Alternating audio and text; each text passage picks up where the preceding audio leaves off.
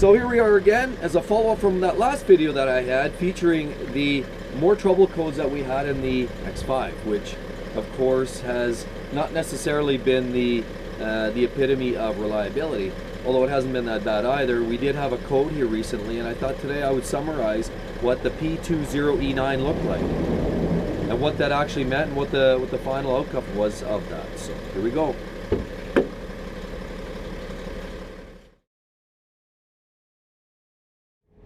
Hey there again. So again, Mark here at Exotic Car Play Place, and today we're going to do a follow-up video on my code that I recently experienced on our BMW X5 diesel.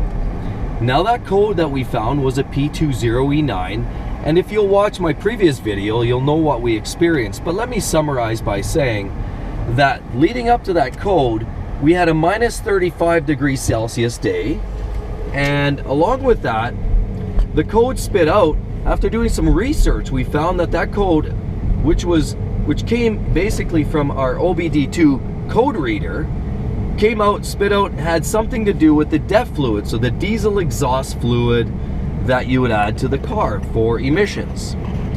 Well, what we ended up finding was, again, this code suggested, after some research, that we had a high pressure in the system, probably in the DEF system, likely caused by possibly freezing because of the 35-degree day. Why? Well, 35 degrees below zero and liquid generally are not compatible. So we ended up having what I can only perceive as a slight freezing condition, creating a high overpressure in the injection or part of the DEF fluid. Now, with that, I decided to drive the car. What we had was an actual yellow engine light code. It wasn't a red code, it was a yellow code, which suggested not an immediate emergency. It did suggest that we should look at it. There was a fault that needed addressing, but wasn't dire straits. So what I ended up doing was I drove the car to a car wash where I allowed the car to thaw for about an hour. I cleaned it, I rinsed it, the undercarriage, I washed the engine compartment, and I let the car thaw and dry out. I'd consider myself fairly unscathed because, why? Well, the way it turns out, shortly after that experience, I drove the car back out on the road, and lo and behold, the code cleared itself. I didn't even have to clear it with my OBDII reader. It actually cleared itself. So I would say, basically, to summarize, I actually narrowly averted a high dollar repair potentially from the dealership. So call myself lucky. I would say for anybody experiencing that same code, give that a try first. My experience was likely due to a freezing condition of the DEF fluid.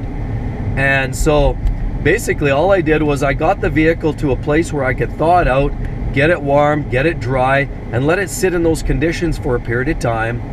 And lo and behold, again, the code had cleared itself. So thanks again, everybody. I hope you appreciated this video. It really got down to brass tacks, and I hope that you can take something from this. If you do experience that, don't necessarily panic and take your car to the dealership.